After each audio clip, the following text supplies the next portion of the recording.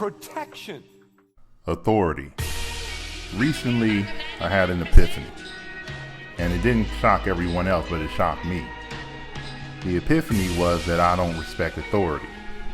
Now, not in the way you think it is, because I'm not a troublemaker. I don't really cause any issues. And it was always funny to me when I told a couple of my friends. One of my friends was like, "Oh man, you think it's because your father wasn't around?" And I started laughing. And I said, I never had an issue with respecting men or feeling like challenging people. But I once I sat down and really started understanding where it was coming from, I can go back in time and see when things happen for me, and I can understand. Then you can get a good understanding of where my authority issues come from. So this all happened because a woman friend of mine said, you just don't respect authority at all, and I take everything with a chance for me to grow, and maybe that motherfucker's right and maybe that motherfucker's wrong. That's the way I see it. So I did a little bit of research just passively, just looking on the internet, Googling certain things, and kind of stumbled upon a website where the guy had authority issues, and he was describing all the problems he had. I had a couple. I didn't have all of them, you know what I mean? But I had a couple, enough for me to say maybe they're right. So I started digging a little bit deeper, and I realized that my respect or lack of respect for authority is not in your normal way. So if you're a soldier, you're a soldier. I don't really feel that way, but because I have plenty of friends in the military, and when I talked to them, they gave me a protocol. See, one of my good friends, right, out of DC, and he said, Freeman, man, you don't believe in the system. He said, so if something happens at a job, you take it in your own hands. You don't really feel like working it through the system. You don't feel like filing the complaint and everything else. He said, you don't feel that way. And he said, that's what I see as the problem. He said, you don't believe that things are going to get taken care of. You believe you have to go take care of them. And I told him, I said, that's true to a certain degree, because I never have been one, people file a complaint or talk to HR, or I've never been one of those people. You know what I mean? I just kind of said, it is what it is, and fuck it, I don't have to be here, right? So on my resume, which always makes me laugh, I go from place to place. The good thing about me and things I do is that it doesn't really matter because of the nature of the business. People just think you left because it's time to leave. It's a high turnover kind of thing. But I was sitting back thinking about when I was a kid. And I thought about, I really sat down and came down with all the things, like, I grew up poor. So, I remember when my friend had a pair of, expensive jeans, and not only one pair of jeans, he had 6 of them. And once I saw 6, because I could do math, homie, anything related to money, homie, I'm on top of it. So I can do math, man. He's $80 jeans, he got 6 pair, that's $480.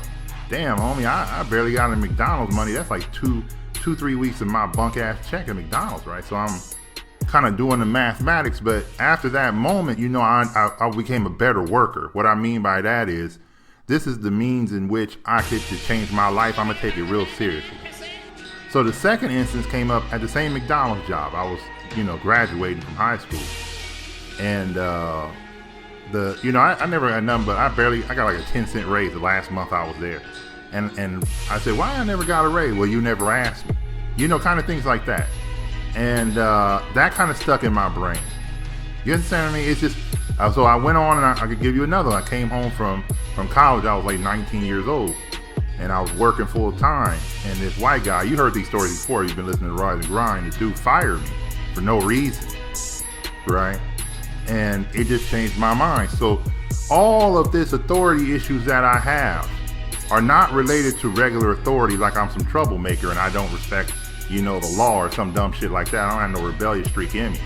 But I don't believe anyone has the authority or say over me when it comes to my prosperity and me making money.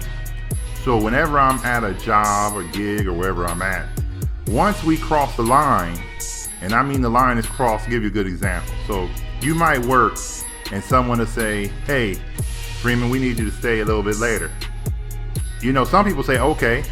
Me, I'm the person that I say, why? What's going on? And we just need you to stay. So when someone says that to me, I take it a little bit more personal. I'm like, man, hey man, you ain't gonna ask me to stay and not tell me why, right? So usually, you know how you go into an interview and people say, you know, what's one thing people don't know about you that you think people make a mistake on or something? And so I gave them that thing. I said, you know, I don't need to know why, like I run the whole company, but I need to know why, because what you're doing is affecting my day. And you know what I mean? I need to have the respect of someone just telling me that this is the reason why. So when I look back at all the things I walked out on, all the little jobs and everything, always it came down to that exact point. You know, we need you to stay late. Why? Because, you know, we have stuff to do. And, you know, and I'm like, but I don't have anything to do. Are you going to give me something to do? I said, hey, I got a life to live. I got to go out. You know, I got things I got to do.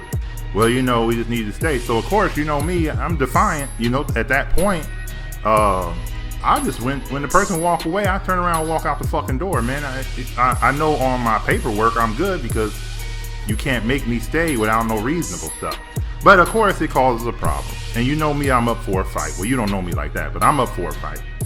And so most of the time, that was when I was younger. Now that I'm a little bit older, I don't even fuck with that shit. I consider it to be, I asked you what's up, you didn't tell me why, then I gotta exercise my right like any other person. You know, like I tell people all the time, you work at an at-will state, motherfucker, that means you can walk out too. Right? It's your right to just walk the fuck out. Right? And I know, you know, Freeman's gonna mess up my resume. Yeah, but you know, at least you ain't a slave, homie. At least you got up out of there. So, long story short, I realized that I don't respect authority when it comes to these chips. I don't respect, and this is just blunt honest, I don't respect white people when they talk about black things. I don't think you have any inclination to even say it. I know a lot of black people give you a pass and say this is what you should do. Friends of the blacks, I don't need that. I tell people I know who are white, this is what hey man, hey, you don't live it. I'm not the guy to go fucking talk to about these things. You have no insight on what's going on. You have no inclination. You just handing this shit out like this is a good idea. You don't know. So for me, I realize it comes down to power. And I don't like people having power over me. I don't like people having say over me. I don't like people fucking with my money. I think, and even when I was reading that thing on people with authority issues, they said the grand majority of them open a business and they're their own boss. So I realized that, you know what I'm saying, it was like an epiphany to me to say, damn, man, that was, you know, when you look back on the Rise and Grind and you hear the podcast and I'll say, man, this motherfucker, man, I can do this shit, man, it ain't gonna stop me. I didn't come out here to be second on it. You know what I mean? It's really like, I gotta get my own shit. Like, that's the only way I know how to get out of this hell, you know what I'm saying? So the reason why it was important for everybody on Rise and Grind is because when you hear me, I only talk one way. I only talk about opening up a business. I only talk about doing for self. I only talk about getting out from under people. And it might not be as much of a hell to you than it is to me. For me, you know, I call people slaves, all kind of punk saps. You understand what I mean? Names that would just infuriate people. Because I can't even fathom how a motherfucker want to stay at a job forever. I can't even fathom how a motherfucker could be happy at a job. Right? I can't even, if we came here to make money, then everything else that might make you happy ain't as important as the fucking money. So it's part of me that just says I need to let everybody in the Rise and Grind know what's my mind state. Because sometimes you know, damn, Freeman, you know, some of us, we gotta take care of the kids. And hey man, take care of them, homie. But you know, you gotta start angling towards your own shit, man. It ain't safe for nobody. You know what I'm saying? You can't prepare your kids to be a good worker. You know what I'm saying? Without doubly preparing them to be their own boss. Well, you know, Freeman, not everybody has the risk. It's not a risk-taking thing. Stop listening to the goddamn TV and the books. You know, when I was before, you don't need to know all that shit. How many Korean grocery stores have you seen fail? How many Pakistani ones? How many Arab ones or whatever you see in your neighborhood, wherever you happen to dwell and bail? Why they don't fail as much, right? So all of a sudden you believe in other things, but with your own goddamn eyes, you never seen a liquor store close. So it's not about you in business. It might be the business you chose, but it sure as hell ain't you, right? So you aren't the 1 out of 4 chance, 25% chance of making it. In a certain kind of business, they do that. See, this is what you got all that goddamn shit in those books white people write, and you didn't kind of pay attention and say, I never seen a liquor store fail. I never seen a laundromat fail. I never seen this fail. You see it with your own eyes. So my goal of this podcast was to let you know where my basis of a lot of the business comes from. People always ask me, Freeman, when you talk about white folks, you always bring it up. And I say, it's important. It's doubly important to a black man to get out from under white people. I'm not worried about whether they're good or bad. That's not an issue I care to discuss. I just know that the best way for me to not even worry about good or bad is not to be under them. You understand? It makes logical sense. It doesn't matter if they're good or bad, the devil or good or whatever. These are not issues with me, right? But like I said, when it comes to black things, I stick to white shit. Homie, that's what you are. That's where you come from. Stick to your shit, right? But I think that without knowing some kind of context, like any other thing, when you don't know the context of why a person speaks, you think that, oh man, he's this. It's very simple to me. I've been through enough to know that people just jeopardize your livelihood. I've seen it happen, attempted to happen to me. I've seen people try to sabotage me. I've seen people have heart attacks. I've seen people have strokes. You know what I mean? High blood pressure, diabetes, all from the stress of a black man living in this country trying to make a way for his family and himself. So what I propose to you is the total solution, not just some solution. Not something that we take secondary. I've seen it. I'm talking to you as a man who has the ability to speak with no repercussions, right? They're not going to blackball me out of my money. They're not going to I don't need their attention. I'm not on TV. I can live just fine, walk down the street with you, brother, and have some fish like any other brother on Friday or any other day that y'all want to eat fish, right? So I want you to know these things because I want you to know that a lot of the things that I feel affect a lot of black men is not authority, that people have authority over us. It is the fact that they have authority over our prosperity. Whenever you think about all the Jim Crow laws and you can't own a house and these are all limiting your prosperity. It's limiting our independence, our walk towards our own independence. When one guy put up on my on the page on the Rise and Grind that Freeman, if all of us become we'll become like the Jews and Hitler rose up and took all that away and they were wealthy and they have businesses. And I'm like, well, let us get to that point first. We can't say that things won't work because the Jews did it. I'm not Jewish. I don't know what the fuck they doing. You know what I mean? We all like to believe it's human nature and they have human tendencies, but the same things that happen to black people just don't happen to white people. So we got to stop playing these fucking human tendency things and keeping ourselves as part of some group and thinking that things don't, in a normal world, all things being fair, right? Everybody should, but it's not. Your schools ain't fair. Your neighborhood ain't fair. There's more drugs in your area, right? You got less jobs. You got everything. And all of a sudden, all things being fair. So we got to stop playing those games where we just keep trying to be objective to the point where we don't let subjective things, we subject it to certain things to know that it ain't fair. But the authority issue, if you really look on it, and I'm not speaking for you because I don't know you, I'm just telling you my self-diagnosis, that as a poor man growing up, money was very important to me, is very important to me, will always be important to me. Not to the sense of going out there doing cocaine like a bunch of crazy white boys in Hollywood. I'm talking about for my survival. So I took it seriously. And I don't think it's any different from any brother over there selling dope or whatever it is. That's why motherfuckers die over it. Because you're playing with a dude who take it real serious. It's how they eat, right? So what do we do when we're in a situation where the answer is we can't sock this white motherfucker for trying to slow us down? When that guy laid me off, right?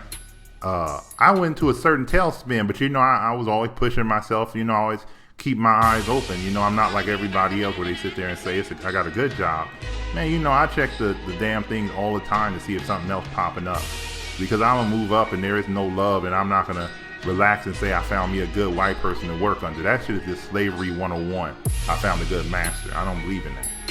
But I realize now I don't like anyone having any financial prosperity control over me. So you will hear me with authority when it comes to that. You will hear me talk about the banks or whatever because I don't come in there playing. This is my money, motherfucker. I don't need your suggestion. You do what the fuck I say or we just can't do no business. Right? when I talk to you about going into negotiations, we going in there trying to win. You understand what I mean? This is a real war. This ain't no bullshit where people just looking out for us. You know what I mean? And when the same thing with your children. Motherfuckers ain't looking out for your children. So you're gonna put yourself in a situation where you can operate the best. So when I think about $1.15, and I want y'all to know I didn't forget about the next book coming out. I'm still working like crazy trying to get that shit out. But when I think about $1.15, I think about everything that I wrote was in the sense of being free from burdens and being free from other people. To you owning the house, you owning the land, to you owning your car with no burdens, with no debts, with you getting your own, knowing what things to getting your own license. That license is yours, it's not through theirs. And I sat back and I thought about everything that I preach, teach, and speak on a daily basis, especially on a Monday, is that I'm trying to make sure you own yourself. And of course, it's coming from my life, of the way I grew up, and me thinking that, I'm going to go to work and people are going to look out for me because I'm a hard worker. That got destroyed. You know what I mean? Me thinking that, man, my homie got a whole bunch of expensive jeans and I'm fucking, okay, life is hard. I'm just going to accept it, but I'm going to take it. And not really knowing if I'm ever going to prosper. We will prosper. The things I went through is who I am today. And all these things, I just want you to realize that I don't think most black men have a problem with authority. I think we have a problem with people having some kind of say and authority over our prosperity. Because I always tell people, man, I mean, we grew up around cops and all this shit, but you know what I mean? When they were fucking with people, guess who they were fucking with primarily? They were fucking with a black man trying to make money, right? They were fucking with a black man trying to take care of his family. And we all took it very seriously, right? So we don't like to be fucked with on our grind, homie. It ain't something that we take like as a joke or something that we harassing us when we coming home. When you think about when men drink, they drink after having a hard day at work because they can't control them circumstances, right? A lot of our ills is because we don't have the power over ourselves to change our lives, right? And then weak men blame it on their wives, and you know what I mean? It kind of goes downhill from a weak man. Instead of saying I need to be in a better situation, I need to change things, I need to get up out of here. But I know what mine is. I know why when you listen to the Rise and Grind, I can circle back to the same thing. It's independence or death, homie. I don't want to sound like one of them old white motherfuckers in the beginning of the history or something, but it is to me. It's independence or death. People ask me, oh, Freeman, you don't have a 401k and you don't have this and you don't have that. Well, I've been paying into Social Security since I was like 15 years old, man. Shit, man, this motherfucker should be there for me. I don't need that much money, right? But the thing is, to me, is I don't believe in them. I don't believe in people holding my stocks. Or, you know what I mean, doing right by me. I don't need no mutual fund manager. I'll give you a funny story. I was in New York, and I got some homies that were in like Goldman Sachs or something. That's a stockbroker. And they used to talk to me, oh man, you should. I said, man, I don't trust not one of them devils. I don't care if you came back and gave me so and so. I don't want my money with them devils. Oh man, they got brothers in there. I said, yeah, but you inspired and take it on from the devil. I wouldn't give you $1 of my motherfucking money, right? And people were like, oh man, you don't trust people. I said, I don't trust anyone but myself when it comes to these chips, homie. That's why I put things into investments and things that are backed by me. I invest in myself. Every business, Reach Folk, whatever, condoms, whatever I was doing or am doing, right? It's always been my idea, backed up with my hustle, my grind. And if I ever brought someone in, I wouldn't. I'll give you something funny, man. Let me tell you something. So I got a homie who helping me with the Reach Folk app. Always one of my good friends since college.